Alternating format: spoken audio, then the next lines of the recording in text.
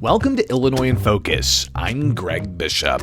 Coming up, we'll review the week's top stories about a shakeup at the Illinois Prisoner Review Board following the fatal stabbing of a child, and a conversation about guaranteed income developing at the Illinois State House. I'll then join the Center Square's Dan McCaleb to further discuss those stories and more. That's ahead with Illinois in Focus. I'm Greg Bishop. Do you know what elected officials in Illinois are doing with your tax dollars? Do you want to make sure that your voice is heard? If so, then you need Blue Room Stream, a live and archived video streaming service that provides access to government meetings and events. With Blue Room Stream, you can watch how your elected officials make decisions, hold them accountable for their actions, and be a more informed citizen. Blue Room Stream is the perfect way to get involved in the democratic process and to make a difference in your community. Subscribe today at blueroomstream.com. Welcome back to Illinois in Focus. I'm Greg Bishop. Here's some of the top stories from the past week. A shakeup at the Illinois Prisoner Review Board has Republicans calling for reforms. Katrina Peterson reports. Illinois Senate Minority Leader John Curran said the resignation of two people from the board following a recent parolee allegedly murdering a child and stabbing their mother is another example of Governor J.B. Pritzker failing to oversee an agency under his control. State Senator Jason Plummer said the PRB shouldn't be under Pritzker's control. He has tried to ram unqualified appointees through the Senate. And when the Senate has objected, he has not worked with us. Plummer said Pritzker has gone about the board appointment process differently than prior governors. Under Governor Blagojevich, under Governor Quinn, under Governor Rauner, the voting on the PRB stayed relatively consistent. I'm Katrina Peterson. Saying unrestricted cash needs to be part of the safety net, advocates are pushing for a statewide guaranteed income law. Opponents say taxpayers already fund safety net programs. Senate Bill 3462, as filed, would create a board to implement a statewide guaranteed income program.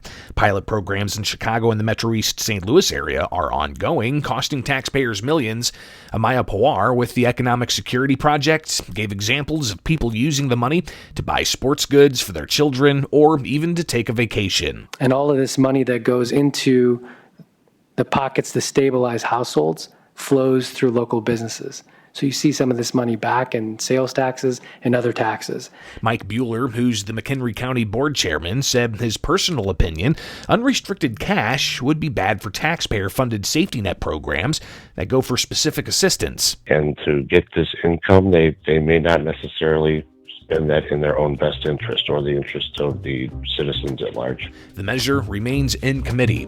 Those are the top stories from the past week from Illinois. Find more online at thecentersquare.com. Coming up for Illinois in Focus, I'll join the Center Square's Dan McCaleb to further discuss the news. This is Illinois in Focus, a production of America's Talking Network. I'm Greg Bishop.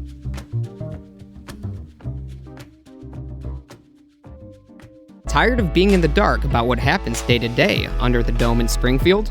Do you want to be more informed in the decision-making process? If so, you need Blue Room Stream, a live and archived video streaming service that provides access to government meetings and events. With Blue Room Stream, you can watch elected officials in action, holding them accountable, and having your say on issues that matter most to you. Blue Room Stream is the perfect way to stay informed about Illinois state government and to be a more engaged citizen.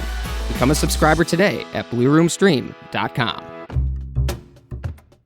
Greetings and welcome to Illinois in Focus, powered by the Center Square. I'm Dan McCaleb, Chief Content Officer at Franklin News Foundation, publisher of the Center Square Newswire service. We are recording this on Thursday, March 28th. Controversy is brewing at the Illinois Prisoner Review Board. Two board members, including its chairman, resigned this week after it was revealed that an inmate with a history of domestic violence offenses, whom the board let out of prison early, attacked his former girlfriend and her son with a knife the day after his release, killing the 11-year-old boy. Governor J.B. Pritzker has a history of appointing controversial individuals to the Prisoner Review Board, including his appointment in 2021 of a convicted double murderer. Joining me today to discuss this is Greg Bishop, the Center Square's Illinois Associate Editor. Greg, Let's start with this week's resignation stemming from the tragic murder of an 11-year-old boy and the attempted murder of his mother. Give us some more details about this. Yeah, so LeAnn Miller was a member of the Illinois Prisoner Review Board, and it was announced midday Monday by the governor's office that she was stepping down, and the governor even going on with a detailed statement talking about the steps that the Illinois Prisoner Review Board members should take. And he said that his thoughts are with those who are dealing with the loss of a child, and in announcing that LeAnn Miller was resigning. And then later on in the day, as more details came out about that case, the chair, Donald Shelton, also resigned. So interesting to see this, especially because the Illinois Prisoner Review Board has been a point of contention for Republicans at the Illinois State House. And not even Republicans being the only ones. There are some Democrats who've had concerns as well, as previous appointees from the governor did not get the necessary votes to be officially secured and appointed to those positions. So what is the Illinois Prisoner Review Board?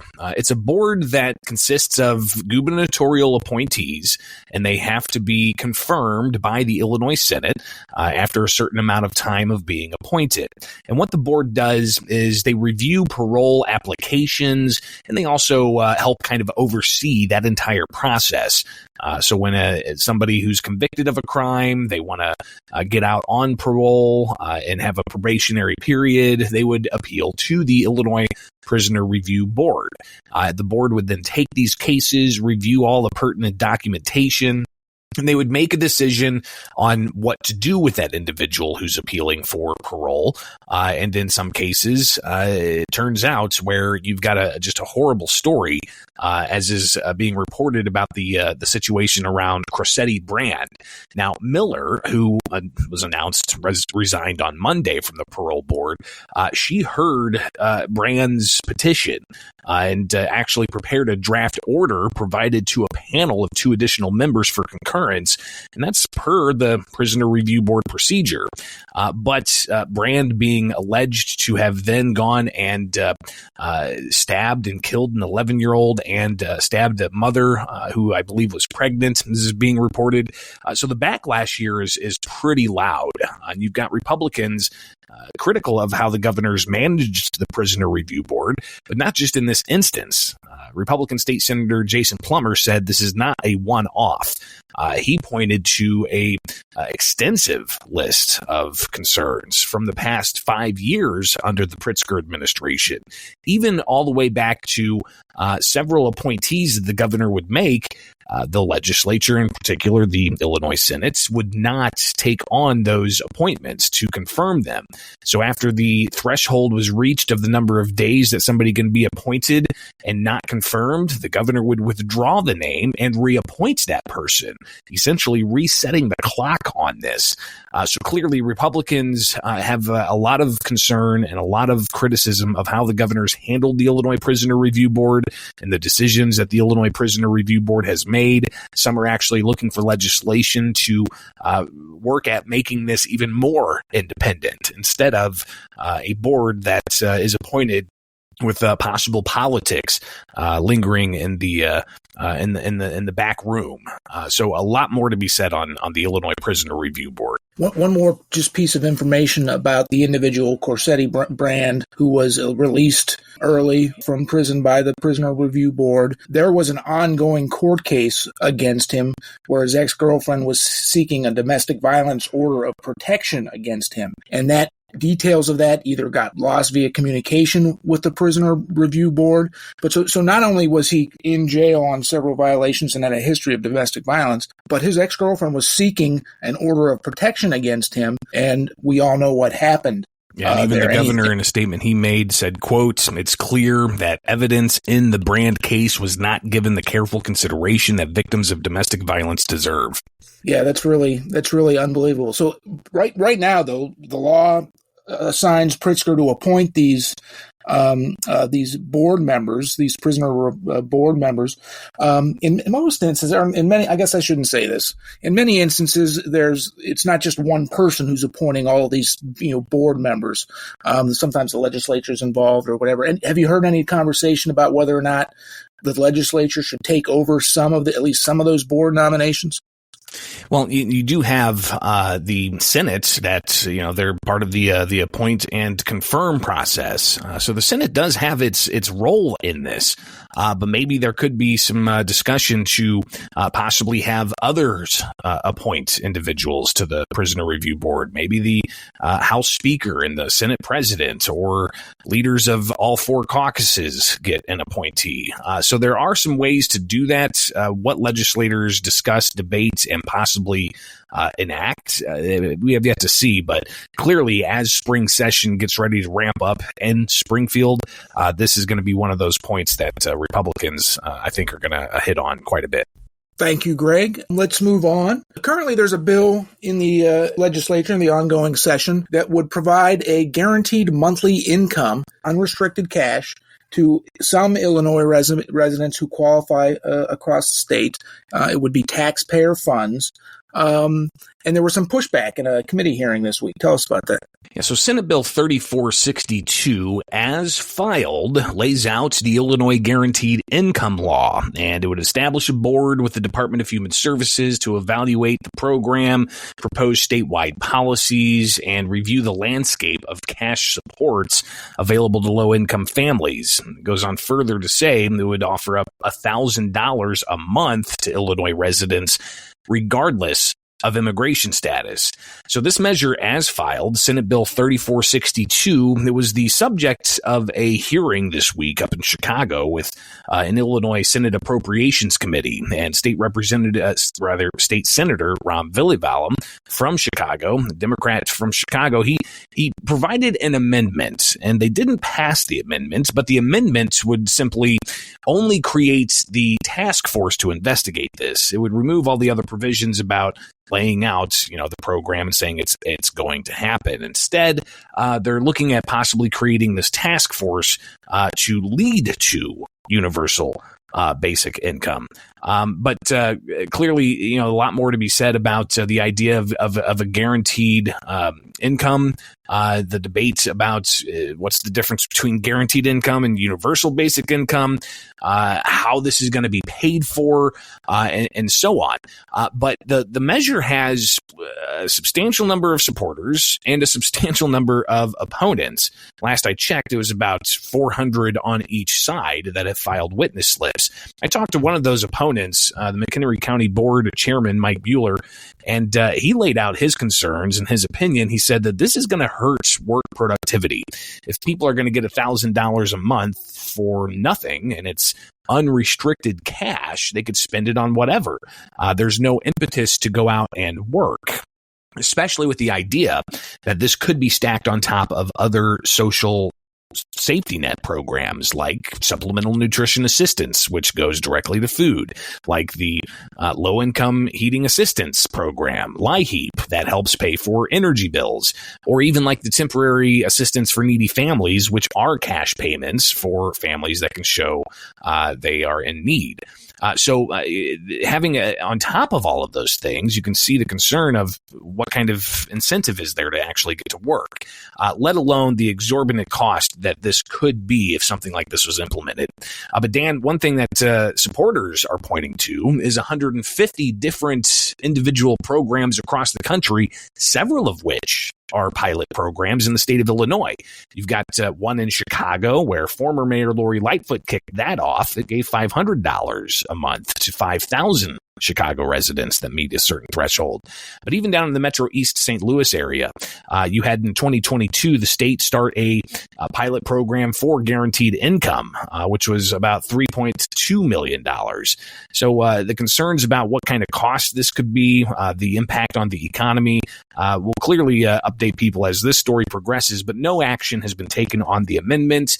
The bill as filed remains in committee, but clearly this seems to be a priority for some legislators. Two final things on this, Greg. You mentioned up front, if approved and if this task force comes up with a plan, individuals who could receive this guaranteed income, it doesn't matter their immigration status. They don't have to be U.S. citizens. They could be migrants. Of course, we've talked on Illinois in Focus and written a lot at thecentersquare.com about what's going on in Chicago, but also statewide, primarily in Chicago, about the growing number of foreign nationals who have moved to Chicago from the southern border. More than 35,000, I think, is the last that we reported, that taxpayers in Illinois and in the city of Chicago have been paying hundreds of millions of dollars to support, both for shelter, for food, for health care, things like that. So this would be even on top of that, the taxpayer support for these migrants. And the second thing I just wanted to point out, you referenced, and we've reported on this at the centersquare.com as well. There are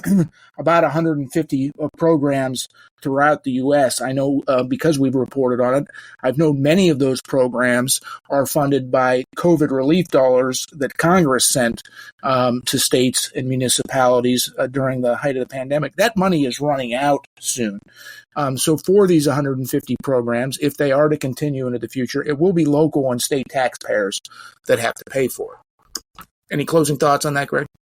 Well, just to the opponents who say that this could hurt productivity, Bueller, the chair of the McHenry County Board, he told me that for the regardless of immigration status, he said the unintended consequence there could be an even more increased number of migrants coming to Illinois to look for benefits and not having to work for it. But supporters of this say that this helps families who find themselves in hard times, and they could use the money unrestricted for everything from soccer cleats to vacations. So clearly a lot more is going to be said about this in the weeks and months ahead. Gun rights has been a big issue in Illinois for over the past year because of the law that was fired that bans about 170 different types of handguns, rifles, and as well as accessories. But it really has the controversy over gun rights in Illinois goes much farther back than that. Illinois residents are required to get certified by state police to get a firearm owner's identification card just to legally purchase a firearm in the state. Well, a recent court decision regarding a non-citizen has at least Republicans, but many gun rights opponents saying that recent decision should mean the end of FOID. Tell us about that. Yeah, this is an interesting case. There's lots of litigation out there challenging the state's gun ban, even challenging the state's firearm owner ID card, and also a lawsuit challenging the state's prohibition of being able to concealed carry a firearm on public transportation, even if you have a concealed carry permit. But outside of all of that, an interesting case was decided by a Northern District federal judge earlier this month that deals with an illegal immigrant who was found in possession of a firearm in Illinois, and that illegal immigrant was charged with unlawful possession for the prohibition of non-citizens who are in this country illegally from having firearms. Well, Northern District of Illinois federal judge Sharon Johnson Coleman ruled in favor of Herberto Flores, a foreign national in the U.S. illegally, who was charged with unlawful possession of a firearm. She wrote in her opinion earlier this month that the federal law, violates the Second Amendment as applied in this one case. This has split the Second Amendment rights community in a couple of ways. One way, you've got people who say this is an outrageous ruling, that individuals in this country illegally are given more Second Amendment rights than an Illinoisan, for instance, who has to jump through hoops and get a FOID card. And that FOID card, Dan, if you didn't know this, comes with regular background checks conducted on each one of those people regularly, if not multiple times a week. So those hoops that people have to jump through, they see that as a burden, and that's why the FOID card's being challenged in federal court. But they are also pointing to this case saying, while they're upset that the idea of an undocumented migrant being given the right to possess a firearm for self-protection, they say that if that's the case, then the FOID card is enough of a hindrance on law-abiding individuals from being able to exercise their Second Amendment rights to keep and bear arms, which the Second Amendment says shall not be infringed. So how the case moves forward, this is just in the district courts. It'll likely get to the appeals court, and who knows, go all the way up to the U.S. Supreme Court. But clearly, some are saying that the FOID card should be voided because of this ruling. So a lot of different litigation. This one caught some people by surprise in the outcome, but obviously that outcome for some is highlighting that the FOID card is a infringement, and they're likely using that as ammunition to go after the state's firearm owner identification card. That is an interesting development, Greg, and I know you and your team will follow progress in the courts as it's relevant to our listeners here. Moving on, Greg, new unemployment numbers came out recently, and Illinois' rate is nearly a full percentage point above the national unemployment rate, and also easily tops all of our neighboring states. Some critics of business regulations, the tax burden in Illinois, are saying this is just another example of why Illinois needs to become more pro-business. Tell us about it. Yeah, Illinois has traditionally lagged the nation in its unemployment rate. So this is kind of more of the same. And if you look back to even the 2008-2009 economic downfall, it took Illinois about 10 years to actually get out back to where they were before that economic downturn, the housing crisis. And then all of a sudden COVID happens, and the states saw the economic impact from that, just as states across the country saw that. But it also took Illinois longer to get to pre-pandemic economic numbers than most other states. And the latest numbers just solidify what Illinois has experienced in its economy, with an overall unemployment rate of 4.8% in February. And researchers also finding there are 66,000 jobs that were lost in the entire year of 2023. So obviously, this has some pointing to the business climate in the state, where you've got high property taxes. In some research, it shows the second highest in the country. You've got high sales and local taxes, and a variety of other policies that aren't friendly to the business community.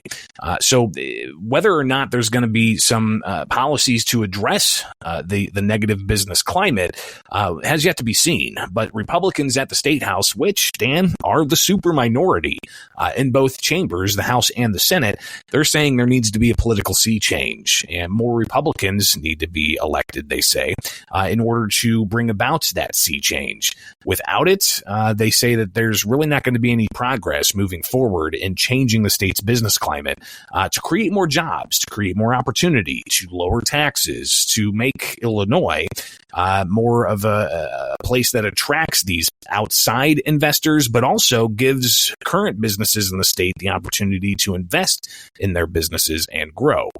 So this, on top of the population decline that the state of Illinois has experienced in the past 10 years, 10 straight years of decline, you've got some at the State House and across the states pointing to the bad policies and not seeing much progress in trying to reverse those things. Yeah, and with some economists warning of a pending recession, Greg, you have to wonder if Illinois again is going to be behind most other U.S. states if we do hit a recession in recovering from one. Hopefully, there's not a recession. Of course, you still have higher costs from inflation, even though they've eased. It is still elevated. Interest rates are extremely high. So time will tell how Illinois' economy will fare going forward.